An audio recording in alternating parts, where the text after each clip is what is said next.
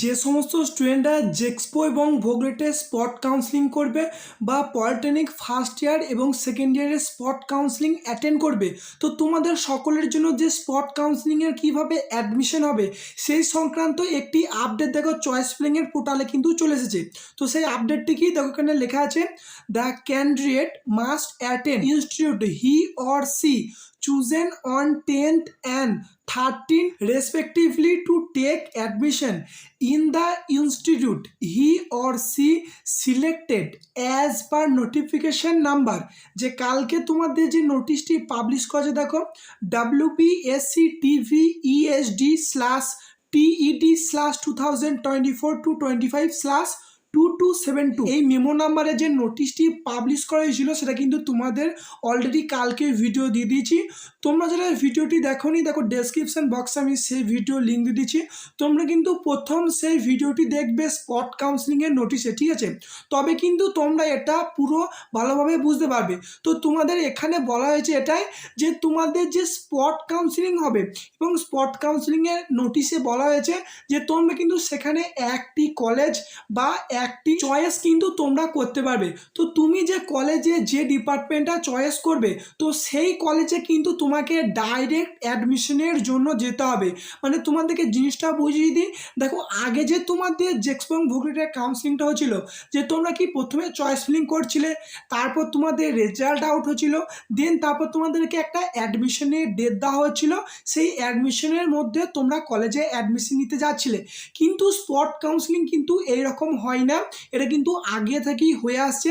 যে তুমি যে চয়েস ফিলিংটা করছো, যে কলেজটা তুমি সাজাচ্ছ, যে তোমার যে অ্যাডমিশনের ডেট আছে, তো ডাইরেক্ট কিন্তু তোমাকে সেই কলেজে চলে যেতে হবে, দিয়ে অ্যাডমিশনটা নিতে হবে। তো সবাই কি অ্যাডমিশন নিতে পারবে? দেখো সবাই কিন্তু অ্যাডমিশন নিতে পারবে না।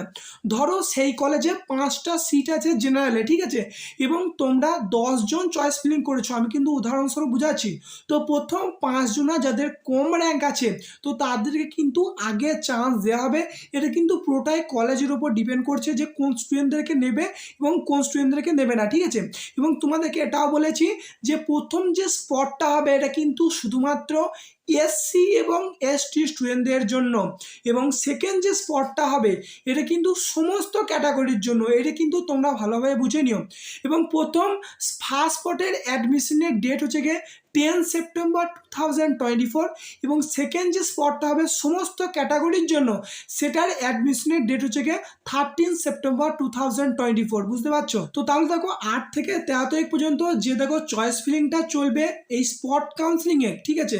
তো তোমরা যারা এসসি এবং এসটি ক্যান্ডিডেটরা চয়েস ফিলিং করবে, তোমরা কিন্তু 10 তারিখে তুমি যে কলেজটা সাজালে স্পট কাউন্সেলিংয়ে, সেই 10 তারিখে তুমি সেই কলেজে চলে যাবে অ্যাডমিশনের জন্য সমস্ত ডকুমেন্টস নিয়ে, ঠিক আছে?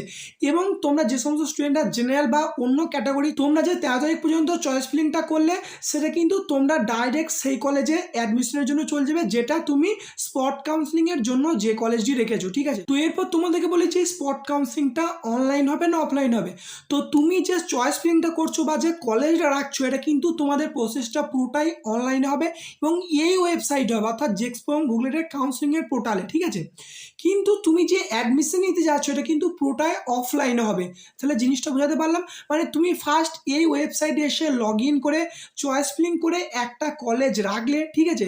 এবং তুমি যদি এসসি এসটি ক্যান্ডিডেট হয়ে থাকো, তুমি ফার্স্ট সেই কলেজে 10 তারিখে অ্যাডমিশনের জন্য যাবে, না হলে তুমি আবার দেন সেই কলেজেই 13 তারিখে কিন্তু যাবে, এবং 13 তারিখে সমস্ত ক্যাটাগরি স্টুডেন্টরা কিন্তু যেতে পারে। এবং দেখো তোমরা কোন কলেজ যাবে, তুমি স্পট কাউন্সেলিংয়ে যে কলেজ রাখছো একমাত্র সেই কলেজেই কিন্তু যাবে, আদার্স কোনো কলেজে যাবে না। তো তাহলে অ্যাডমিশনের পুরো ডিটেলসটা তোমাদেরকে বুঝিয়ে দিলাম।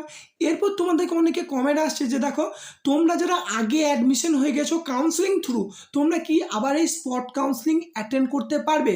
দেখো আগের বছরের নিয়ম অনুযায়ী যারা আগে কোনো কাউন্সেলিং থ্রু অ্যাডমিশন নিয়ে নেয়, তারা কিন্তু আর স্পট কাউন্সেলিংয়ের জন্য অ্যাটেন্ড করতে পারে না। তবে তোমরা জেনে রাখবে, যখন তোমাদের এখানে সাইন আপ বা সাইন ইনের যখন অপশন চলে আসবে, তখন যদি তোমরা লগ ইন করতে পারো বা সাইন ইন করতে পারো, তবে তোমরা জানবে যে স্পট কাউন্সিলিং করতে পারবে, না হলে কিন্তু তোমরা স্পট কাউন্সিলিং করতে পারবে না তোমরা যারা আগে একটা কলেজে অ্যাডমিশন নিয়ে নিয়েছো। ঠিক আছে, স্পট কাউন্সিলিং তারাই অ্যাটেন্ড করতে পারবে যারা এখনো পর্যন্ত কোনো কলেজে পাওয়াই নাই, বা দেখো কোনো কলেজে অ্যাডমিশন নেয়নি, বা এখনো পর্যন্ত জেএক্সপোম বুলেটের ফর্ম ফিল আপ করেনি, তারা কিন্তু সাইন আপের মাধ্যমে তারা কিন্তু এই স্পট কাউন্সিলিংয়ের জন্য অ্যাটেন্ড করতে পারবে। ঠিক আছে, তাহলে পুরো ডিটেলসটা তোমাদেরকে বুঝিয়ে দিলাম যে কীভাবে অ্যাডমিশন হবে, কোন স্টুডেন্টরা অ্যাপ্লাই করতে পারবে। এরপর পরবর্তী যে ধাপ আছে তোমাদের, দেখো আজকে এই 7 সেপ্টেম্বর যে কোন কলেজে কেমন কি ভ্যাকান্সি আছে সেটা কিন্তু ডিটেলসে পাবলিশ করে দেওয়া হবে, এবং কাল থেকে ফাইনালি তোমাদের স্পট কাউন্সিলিংয়ের জন্য কলেজ চুজ বা সাইন আপ পুরো প্রসেসটা কিন্তু স্টার্ট হয়ে যাবে। তো তোমাদের পরবর্তীতে টোটালটা আপডেটটা কিন্তু জানিয়ে দেবো। ঠিক আছে, তো এই ভিডিওটা এতটুকুই, ধন্যবাদ।